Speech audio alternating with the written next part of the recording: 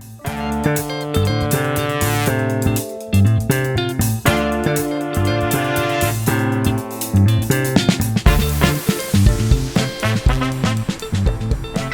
there and welcome back to Wheels of Interest, and it's the first day of winter time in terms of clocks.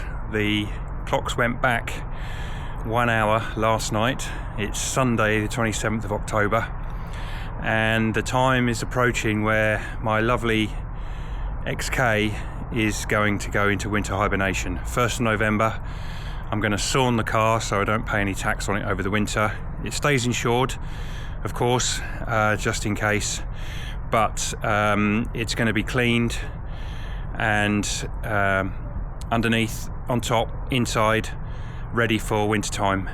It's a bit like going on holiday really. I hate going on holiday and coming back to a dirty house.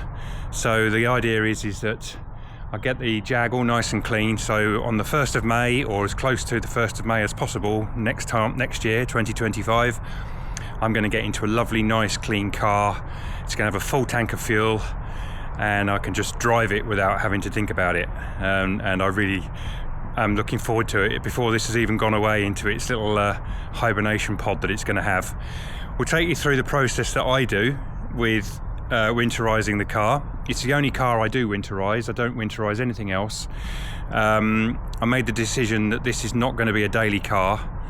I do use it in the summertime, but I did make the decision that I'm going to keep the salt away from it, from the winter time, from the winter roads, and I'm going to keep the dirt and the horrible grime and muck that comes off the winter roads. I'm going to keep that away from this car as much as possible.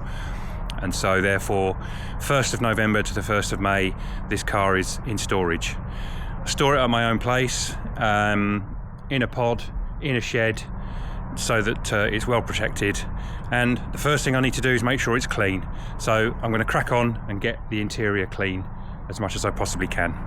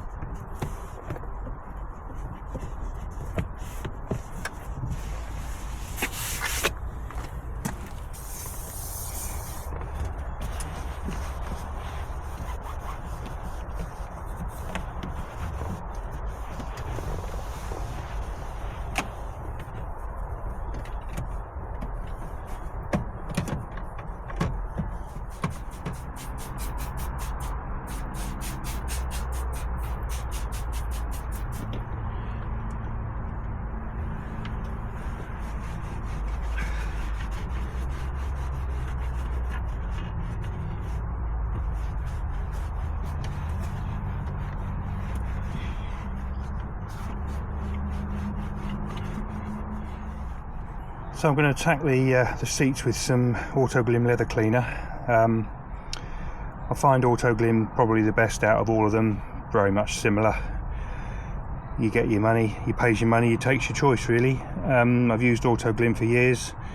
I confess to having a friend who works for Autoglim. I don't get anything from him or them, I just buy it and I use it. Well, this is what I'm using on my seats. So leather cleaner first, just to get the dirt off the two front seats. The back seats aren't that dirty, so I'm not going to worry too much.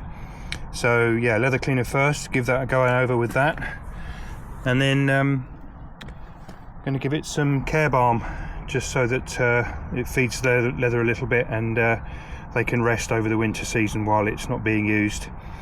So put this on, let it soak in, rub it off, and it just gives the leather some feed, just to keep it nice and supple, stop it from cracking, drying out basically.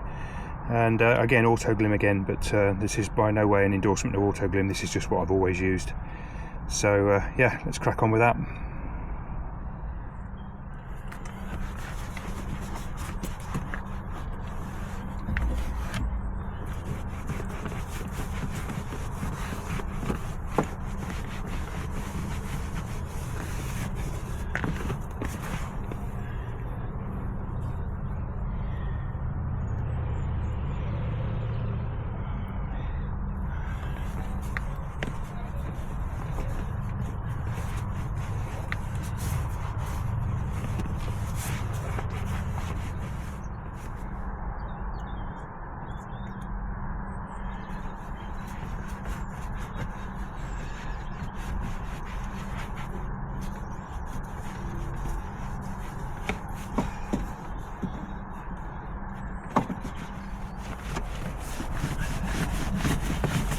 There we go, give it a nice buff up, feed that bit on the dashboard. There's a lot of leather in an XK, all around the dashboard, all around the fascia, on the doors, back seats.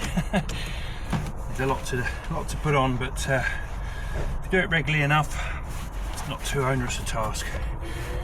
And that's the inside pretty much done.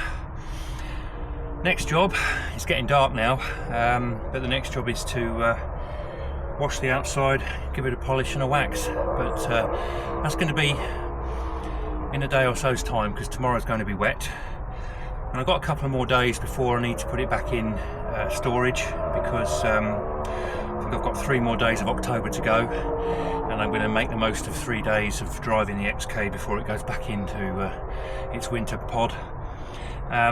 So I'm going to wrap up now, and I'll see you when I've got the hosepipe out.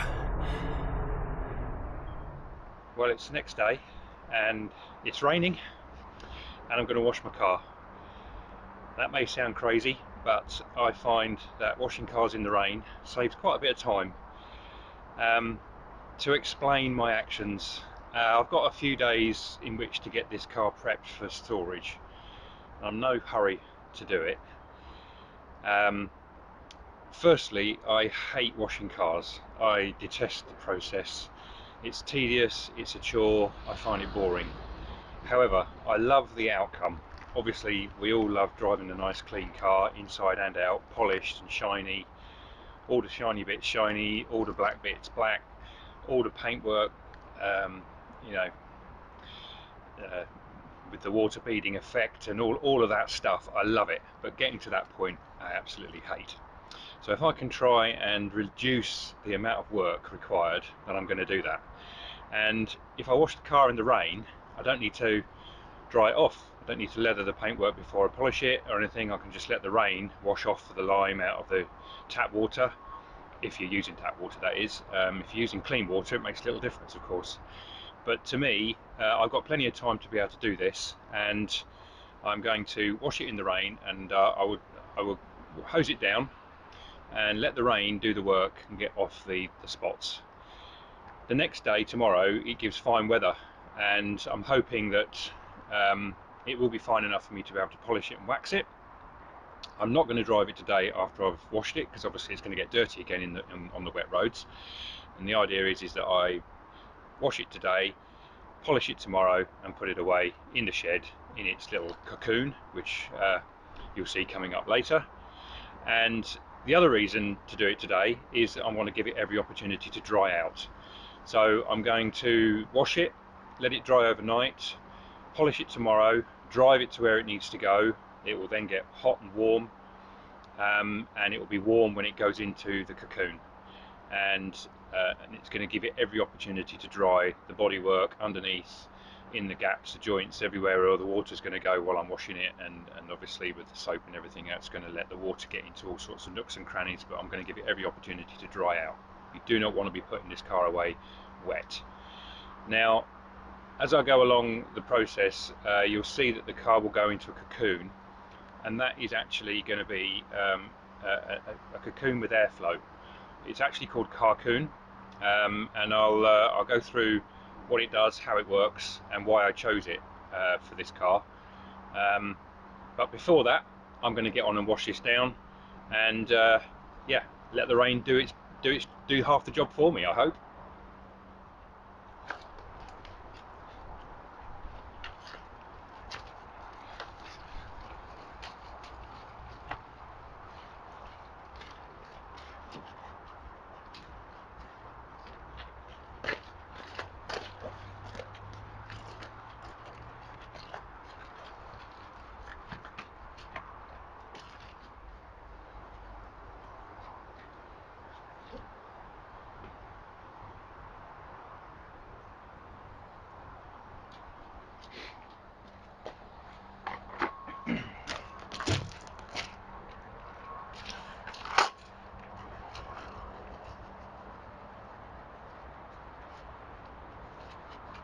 These wheels are quite easy to clean. They're Oz GTs, and they've got quite open spokes, and there's not too many nooks and crannies on these, so they're quite easy to just take a hand mop round just to get the worst out of the corners, because that's where that gets left, of course, and over time it's sort of all that brake dust and corrosion, and it basically gets caked on with the temperature of the wheel and just temperature of the weather, really. If you can get your fingers in there and just get it round, that's does a decent job. So, as I say, they're quite easy to clean, these nice open spokes.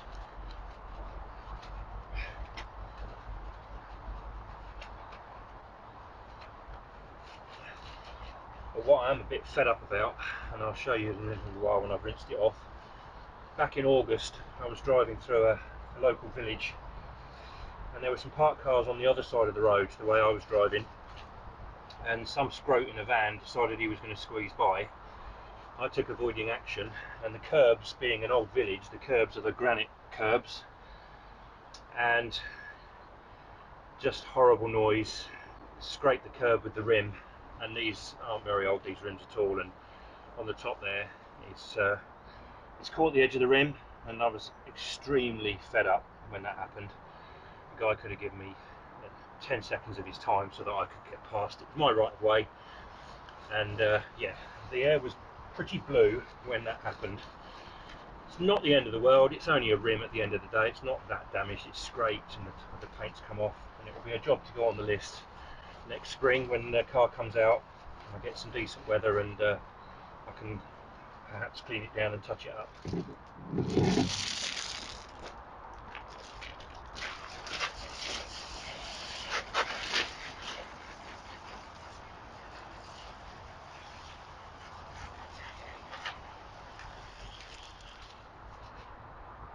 I don't know if you can see around that rim, 3 places, just there at the bottom and at the top there. That's what a granite curb does to your rims if you're forced into a uncompromising position by white van man who really couldn't give a toss about anybody else, especially somebody driving an XK Jag. I suppose he probably thought, what a tosser, he drives an XK Jag. Serves him right. I don't really care what he thinks, I just know that I've got to put that right. Hey ho, that is life. Next job, let the rain do its job, rinse it off, get the lime off, dry overnight, polish tomorrow. Polish of choice, Autoglym Super Resin Polish. Just the same as the leather cleaner, used it for many years, no endorsement here. It's just what I use, and this is what I'm using on the XK.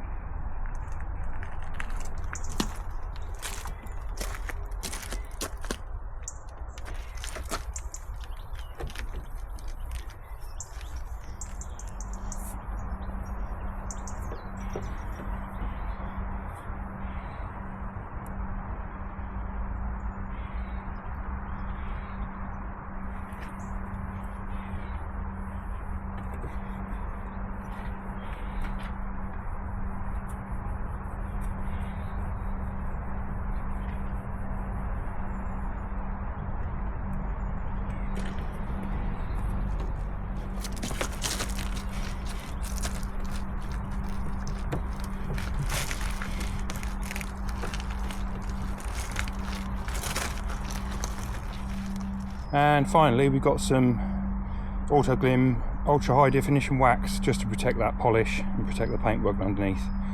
Now this car is not a trailer queen, it's not a show queen, it's a used car.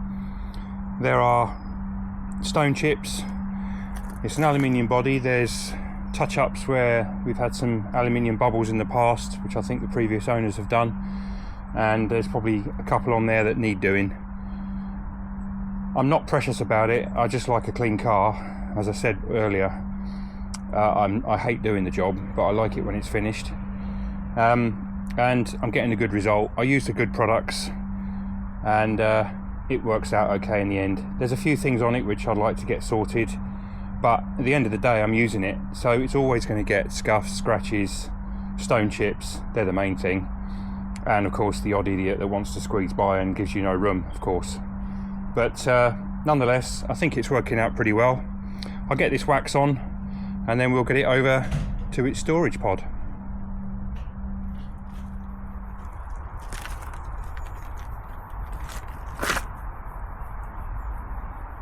Now this wax, last time I did this was this time last year when I put it away last time, and actually I haven't had to polish the whole car all summer.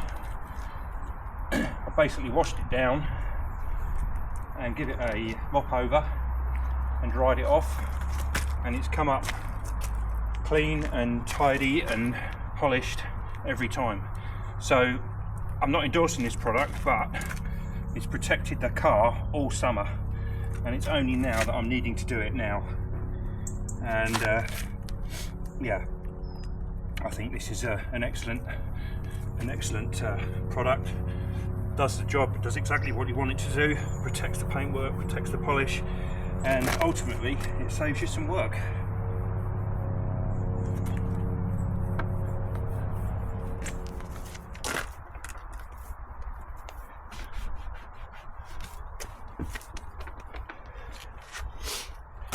There's something satisfying about watching other people work.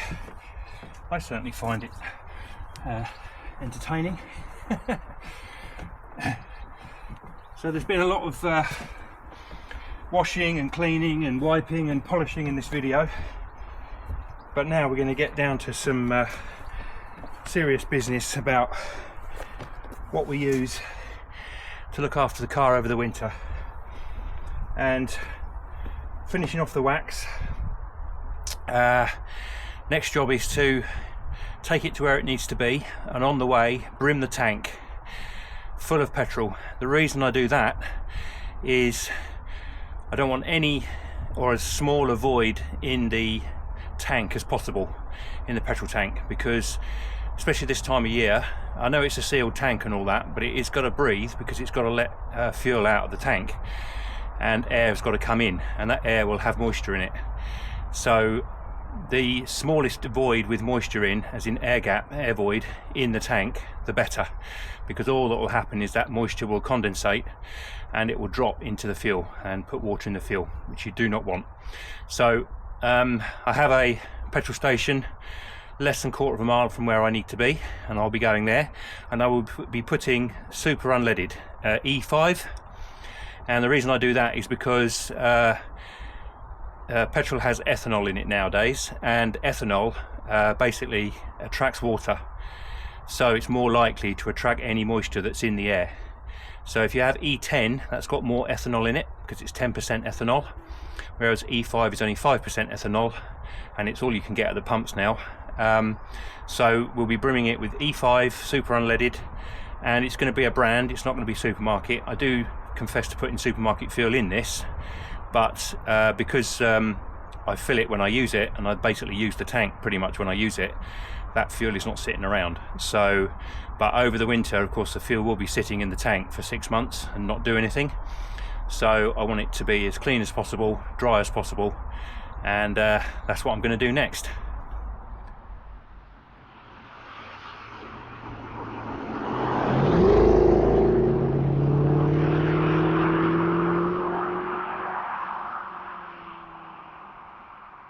So I've got a nice full tank of fuel, minimal air gap in the tank, as I said, filled up with E5, super unleaded.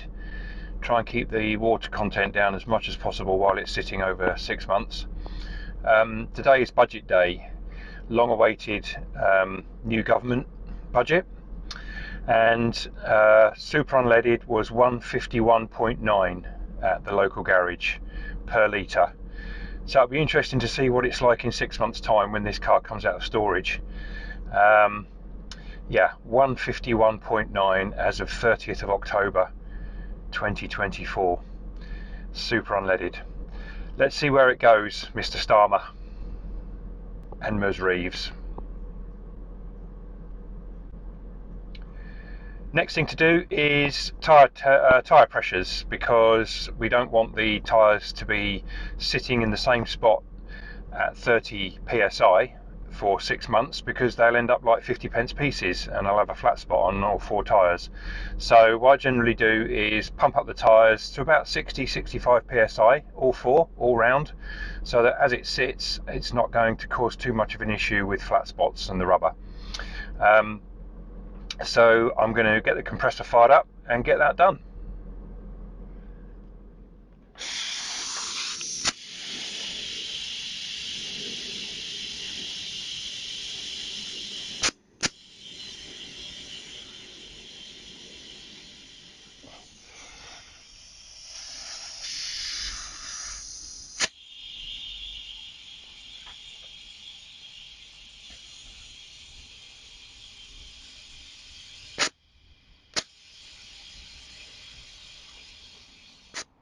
When I bought the car, I decided that it was going to be a summer car, and therefore come 1st of November, that was my date, I was decided that it was going to come off the road. The roads in the UK start to get pretty horrible and dirty because it's wet, and then of course they start spreading salt on the roads to stop the ice, which of course is a necessary requirement. I didn't want this car being in the condition that it's in now. I didn't want it to deteriorate because of bad roads. I wouldn't want to drive it too much in bad weather, particularly lose it on an icy bend and end up stacking the thing It's a powerful car at the end of the day. So I decided not to treat it as a daily car in the wintertime. And I looked around for various different options of how to store it and keep it nice. Now I've got barns and sheds where I can put vehicles, but they're not entirely conducive to storing cars over winter. All right for Land Rovers, all right for tractors, but classic cars, modern cars, not the best places. So I looked at covers, you know, standalone covers that just go over the top of the cars, and the car lives outside all year. I've got no hard standing. Really, a lot of my yard is gravel, which allows moisture to come up, or there's grass, which again allows moisture to come up under the car and get the car wet. So I didn't really have a concrete pad where I could leave the car with a cover on it and be sure that the cover's actually doing any good. Yes, it's keeping the dirt and tree sap and bird mess off of it, off the top, but underneath it's still wet.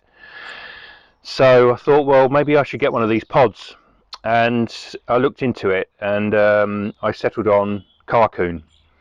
And Carcoon, yes, they're expensive. I think it was about 750 quid for this size of car, but and they do two options. They do an interior one, an indoor one, where it's basically in a bubble, but it's see-through. You can actually see the car inside. Or you do an exterior one, which is sort of like got a silver material, which has got a double skin. Both of them have airflow systems in them, but the exterior one is more susceptible to weather. And I looked at a few reviews, and you know, there was various different reviews for different ones, and I settled on Carcoon. It's an English company, based I think in Manchester or up in the northwest somewhere. And I thought, well, it's as good as any. It's got some good reviews. It's got some good reviews on YouTube. It's got good reviews on the forums. I'll go with it. And what I'm doing is basically I'm doing a double whammy really. I'm keeping the car inside in a tractor shed effectively, which has got its own problems with a bit of a leaky roof, and the floor it's got a concrete floor to sit on, but you know, we do have some issues with rain and damp. So I thought, well, with the Carcoon, with the exterior Carcoon, it will probably be perfect inside the tractor shed, because it's effectively in a tractor shed in an exterior Carcoon. So it's the best I can do for it really. The other problem with standalone covers is they tend to, if you leave them out in the weather, of course the wind gets under them and they start rubbing the paintwork. If they're not tightened down enough, and if you have a gale or something, you're continually sort of messing around with it, trying to keep it from flapping around, and all that time that's happening, you get damage to your paintwork. The exterior Carcoon can be used outside. I haven't used it outside. I've seen a few reviews where people have, and it's got good reviews. I put mine inside the Carcoon. So yeah, you pays your money, you takes your choice. This is no way an endorsement of Carcoon. This is just what I chose to use. I used it last year and the car came out as pristine as it went in, so I was very happy with it. What you get with the Carcoon is the Carcoon itself. You get a charging unit and a power unit, which is this piece here. It's got a 12-volt output for the fans, which run the fans. The output runs the fans in the Carcoon and provides the airflow. And it's also got a battery conditioner as well, which you plug into a little socket which I've fitted to the battery, and it's mains 13 amp 3-pin mains powered. You have to be very careful when you plug in the battery, because you need to make sure it's the right way around, so black to black, red to red. Plus as well, if you've got a modern car with a battery monitoring system on the battery, like my Jaguar XF has got a battery monitoring module actually on the battery, it's recommended that you fit the black lead, in other words the negative or the earth lead, to the body of the car, so that the battery monitoring system can actually see what's happening. Otherwise it will mess it up. On this car I don't have that, so I'm direct to the battery terminals. The input is fused to a 15 amp fuse, so that's all safe. If there was an issue with the cabling, or it shorted out, got caught, or if maybe I had a rodent or something nibble on the cable, it's not going to cause an issue. It will short out and blow the fuse. So that's all safe. Being inside, obviously I've got the Carcoon charger and adapter, I've got that inside as well, so I haven't got to cover that up and stop that from getting wet. If you were using it outside, I guess you'd have to make efforts at keeping this dry, because there is a long cable on it, but it depends where you put your Carcoon at the end of the day, so you have to consider that. But you can also add in, just if you don't want to hardwire your charging socket to the battery, you can also have this, got a pair of crocodile clips, again with a 15 amp fuse and the same connection for plugging into the unit. And that's if you don't want to hardwire anything in, you just want to clip the battery up with some crocodile clips. It does the same job. Mine stays permanently hardwired in, and it kept the battery charged the whole 6 months it was out of action. Had no issues when I came to start the car. Everything was perfectly fine. Had no faults, no low voltage faults. These modern cars are susceptible to very low voltage on the battery, or not very low voltage, actually just low voltage. Anything less than 11 volts or 12 volts, 11.5 volts, they don't like it and it throws up a fault. This charged the battery over the winter, kept it topped up. There is a constant drain on modern cars, like my Land Rover, my Series 3 Land Rover. There is no drain on the battery. I know I can leave that over the winter and I'll come to it in the spring and I can turn the key and it will start. Don't have any issues with disconnecting the battery or keeping it charged. On this car, however, and most modern cars, you have got a constant drain on the battery, keeping the computers alive just enough so that you can start the car when you come to start it. And that is going to always drain your battery, so you do need some kind of battery conditioner just to keep the battery topped up so it doesn't go flat. So that's my setup for the Carcoon charger and power unit. The only other thing I'm going to do before I put it away, I've done all the cleaning, interior, exterior. I've washed it out underneath, done all the wheel arches. Tyres are up nice and solid, about 60 psi as you've seen. Everything's clean. I just want to run around the hinges and that with some WD-40 just to make sure that there's no water or moisture ingress that's going to just sort of any condensation. The car is hot right now. I've given it a good workout bringing it over here, about 30 miles, and I want it to stay hot, and I want it to when it goes into the cocoon, the airflow is going to cool it down, but it's going to be warm air, so hopefully it's not going to be get any condensation to it. Everything's dry. I've been very lucky. It's a really dry day today. I was going to do this yesterday, and even though it was dry during the day, the roads were damp because we had overnight rain and they didn't dry out until late afternoon. So I'm glad I left it till today. Change of circumstances meant I could. So yeah, the car is nice and warm, everything's nice and clean, and everything's lovely and dry. It's an absolutely perfect day really for this, this time of year, of course. So yeah, I'm happy with that. Next thing, as I say, I'm just going to go around the hinges, just spray the WD-40 on the hinges, make sure that, and the locks and everything, make sure everything just doesn't get any kind of surface rust on it, and then I will get it into its cocoon.